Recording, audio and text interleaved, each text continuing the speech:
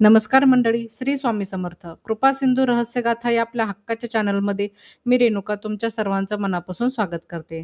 मंडळी, आपल्या हिंदू धर्मामध्ये प्रत्येक सणाला एक खोल आध्यात्मिक असा अर्थ आहे. पण काही सण असे असतात जे केवळ परंपरेसाठी साजरे केले जात नाहीत, तर ते आपल्या आयुष्यामध्ये खऱ्या अर्थाने बदल घडवून आणू शकतात. आणि असा एक अत्यंत शक्तिशाली, चमत्कारिक आणि भक्तीने परिपूर्ण सण म्हणजे हनुमान जयंती म्हणजेच हनुमान जन्मोत्सव. हा दिवस केवळ प्रभू हनुमानांचा जन्मोत्सव नाही, तर हा दिवस आहे संकटापासून मुक्त होण्याचा, मनातील भीती दूर करण्याचा आणि आपल्या आयुष्यामध्ये सकारात्मक ऊर्जा निर्माण करण्याचा.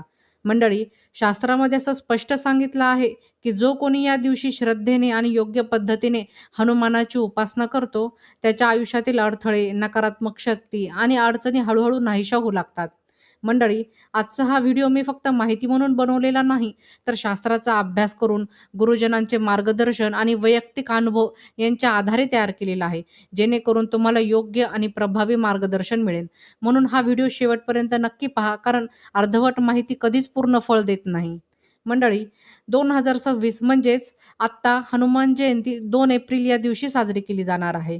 हा दिवस चैत्र महिन्यातील शुक्ल पक्षातील पौर्णिमेला येतो आणि यालाच प्रभू हनुमानांचा जन्मदिन मानला आहे. मंडळी, आपल्या हिंदू धर्मामध्ये या तिथीला अत्यंत पवित्र आणि शक्तिशाली मानलं जातं, कारण या दिवशी केलेली उपासना इतर दिवसांच्या तुलनेमध्ये अनेक पटीने अधिक फलदायी ठरते, असं शास्त्रामध्ये सांगितलं गेलं आहे. मंडळी, हनुमान जयंतीचा खरा अर्थ समजून घेण्यासाठी आपल्याला प्रथम प्रभू हनुमानांच्या व्यक्तिमत्वाकडे पाहायला हवं. हनुमानजी हे केवळ शक्तीचं प्रतीक नाहीत, तर ते भक्तीचे सर्वोच्च उदाहरण आहेत. त्यांच्याकडे अपार सामर्थ्य असून त्यांनी कधीही अहंकार केला नाही.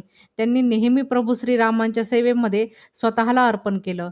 त्यांच्या आयुष्यातील प्रत्येक कृती आपल्याला एक शिकवण देते, की जीवनामध्ये कितीही अडचणी आल्या तरी श्रद्धा आणि निष्ठा असेल, तर आपण त्या सहज पार करू शकतो.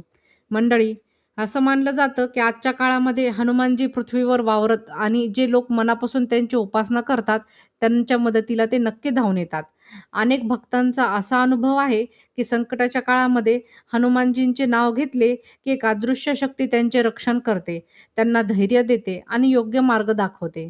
मंडळी, हनुमान जयंतीच्या दिवशी आपल्याला दिवसाची सुरुवात कशी करतो याला खूप महत्त्व आहे. या दिवशी शक्यतो लवकर उठावे, ब्रह्ममुहूर्तात उठणे अधिक शुभ मानले जाते. उठल्यानंतर सर्वप्रथम घर स्वच्छ करावे, कारण स्वच्छता ही देवपूजेचा एक महत्त्वाचा भाग आहे. त्यानंतर स्नान करून स्वतःला शारीरिक आणि मानसिकदृष्ट्या शुद्ध करावे. पण इथे एक गोष्ट लक्षात ठेवायची, म्हणजे केवळ शरीराची स्वच्छता पुरेशी नसते, मनाची शुद्धता देखील तितकीच आवश्यक आहे. मनामध्ये कोणत्याही प्रकारचा राग, मत्सर किंवा नकारात्मक विचार ठेवून पूजा केली, तर त्याचा पूर्ण परिणाम मिळत नाही. म्हणून या दिवशी शक्यतो शांत राहावे, वादविवाद टाळावे आणि मनामध्ये सकारात्मक विचार ठेवावेत. हनुमानजींना शांत, साधे आणि भक्तिमय वातावरण हे अतिप्रिय आहे. मंडळी, अनेकांना असा प्रश्न पडतो, की मग हनुमान जयंतीला पूजा घरामध्ये कशी करावी? का मंदिरामध्ये जाऊन करावी? याचं उत्तर अगदी सोपं आहे. जर तुम्हाला मंदिरात जाणं शक्य असेल, तर मंदिरामध्ये नक्की जा. कारण मंदिरातील वातावरण हे अधिक सात्विक आणि ऊर्जा देणारं असतं. पण जर काही कारणास्तव तुम्हाला मंदिरामध्ये जाणं शक्य नसेल, तर घरामध्ये पूर्ण श्रद्धेने पूजा केली, तरी त्याचं फळ तितकंच मिळतं. कारण देवाला भव्यतेपेक्षा भावना महत्त्वाच्या असतात. मंडळी, या दिवशी काही विशेष नियम पाळले जातात, तर त्याचा लाभ अधिक मिळतो असं मानलं जातं. अनेक भक्त या दिवशी उपवास करतात किंवा साधे सात्विक अन्न ग्रहण करतात. कांदा, लसूण आणि मांसाहार टाळणे हे अत्यंत आवश्यक मानले जाते. तसेच हनुमान जयंतीच्या दिवशी शक्यतो ब्रह्मचर्य पाळावे, खोटं बोलू नये आणि कोणालाही दुखावू नये. या सर्व गोष्टीमुळे तुमची पूजा अधिक प्रभावी होते आणि तुम्हाला त्याचे चांगले फळ मिळते. मंडळी, हनुमान जयंतीबद्दल एक अतिशय महत्त्वाची गोष्ट आहे, जी फार कमी लोकांना माहिती असते. अनेकांना वाटते, की पूजा म्हणजे फक्त फुले, अगरबत्ती आणि दीप लावणे. पण प्रत्यक्षात हनुमानजींना सर्वात जास्त प्रिय आहे ते म्हणजे रामनाम. राम या नावामध्ये इतकी शक्ती आहे, की त्याचा जप केल्याने मन शांत होते आणि सकारात्मक ऊर्जा निर्माण होते. याचबरोबर हनुमान चालीसा आणि सुंदरकांड याचे पठण केले, तर हनुमानजी अत्यंत लवकर प्रसन्न होतात. जर तुम्ही या दिवशी मनापासून रामनामाचा जप केला, हनुमान चालीसा वाचली आणि सुंदरकांडचे पठण केले, तर त्याचा परिणाम तुमच्या आयुष्यामध्ये नक्की दिसून येतो. अनेक लोकांनी असा अनुभव घेतला आहे, की या दिवशी केलेला जप आणि पाठामुळे त्यांच्या आयुष्यामधील अडचणी हळू कमी होऊ लागल्या. मंडळी, तसेच काही गोष्टी अशा आहेत, ज्या या दिवशी टाळणे अत्यंत आवश्यक आहे. जसं की हनुमानजींना तुळशी अर्पण करू नये, कारण शास्त्रानुसार ते योग्य मानलं जात नाही. तसंच काळ्या रंगाचे कपडे टाळावेत आणि शक्यतो केशरी, पिवळा किंवा पांढरा रंग परिधान करावा. मंडळी, पूजा करताना कुठेही घाई करू नये, कारण पूजा ही केवळ एक क्रिया नसून ती एक साधना, एक उपासना आहे. मोबाईल किंवा इतर गोष्टीमध्ये लक्ष न देता पूर्ण मन एकाग्र करून पूजा करावी. कारण जितक्या एकाग्रतेने आणि श्रद्धेने तुम्ही पूजा कराल, तितकाच त्याचा परिणाम अधिक प्रभावी होतो. हनुमानजींची उपासना करताना मनात कुठल्याही प्रकारची शंका ठेवू नका, कारण श्रद्धा हीच सर्वात मोठी शक्ती आहे. मंडळी, अनेक वेळा लोक विचारतात, की हनुमान जयंतीला खरोखर काही अनुभव येतो का? तर याचे उत्तर प्रत्येकाच्या श्रद्धेवर अवलंबून आहे. पण एक गोष्ट मात्र निश्चित आहे, की जे लोक मनापासून आणि निस्वार्थ भावनेने हनुमानाची उपासना करतात, त्यांच्या आयुष्यामध्ये सकारात्मक बदल हा नक्कीच घडतो. त्यांची भीती कमी होते, आत्मविश्वासामध्ये वाढ होते आणि त्यांचं मन अधिक स्थिर होतं. काही लोकांना असंही वाटतं, की त्यांच्या आयुष्यामध्ये सतत अडचणी येत आहेत, कामामध्ये यश मिळत नाही किंवा नकारात्मक ऊर्जा जाणवते. अशा वेळी हनुमान जयंती हा दिवस एक संधी बनून तुमच्या आयुष्यामध्ये येतो. ज्या दिवशी तुम्ही नव्याने सुरुवात करू शकता, त्या दिवशी केलेली उपासना तुमच्या आयुष्यातील अडथळे दूर करण्यास मदत करू शकते.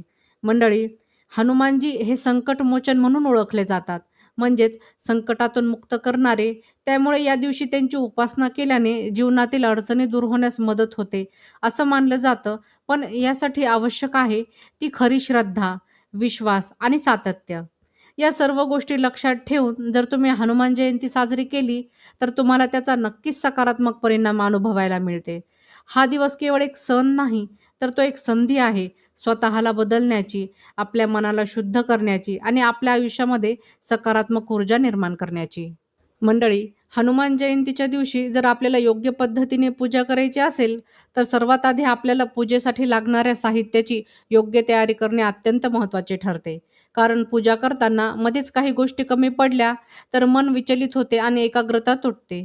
त्यामुळे या दिवशी शक्यतो पूजा सुरू करण्यापूर्वी सर्व साहित्य एकत्र ठेवणे आवश्यक आहे.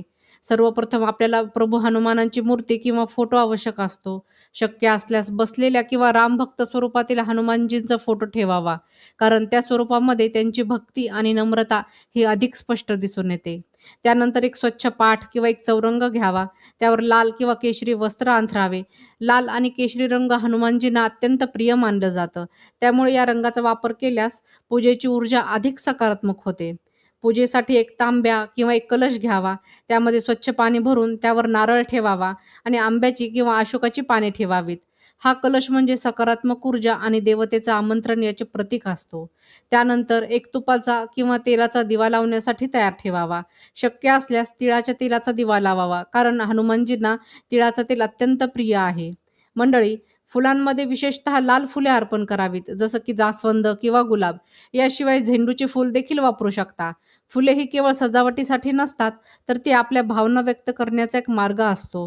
त्यामुळे फुले अर्पण करताना मनामध्ये भक्तिभाव असणे हे अत्यंत आवश्यक आहे. मंडळी, त्यानंतर सर्वात महत्त्वाचं म्हणजे सिंदूर म्हणजे शेंदूर. हनुमानजींना शेंदूर अर्पण करण्याची परंपरा हे खूप प्राचीन आहे. यामागे एक कथा सांगितली जाते, की एकदा माता सीतेने आपल्या मस्तकावर शेंदूर लावलेला पाहून हनुमानजींनी विचारले, की हे का लावले आहे? तेव्हा माता सीतेने सांगितले, की प्रभू श्रीरामांच्या दीर्घायुष्यासाठी हे लावले जाते. हे ऐकल्यावर हनुमानजींनी संपूर्ण शरीरावर सिंदूर लावला, कारण त्यांना प्रभू रामांचे दीर्घायुष्य आणि कल्याण हे सर्वात प्रिय होते. म्हणून हनुमानजींना सिंदूर अर्पण करणे हे अत्यंत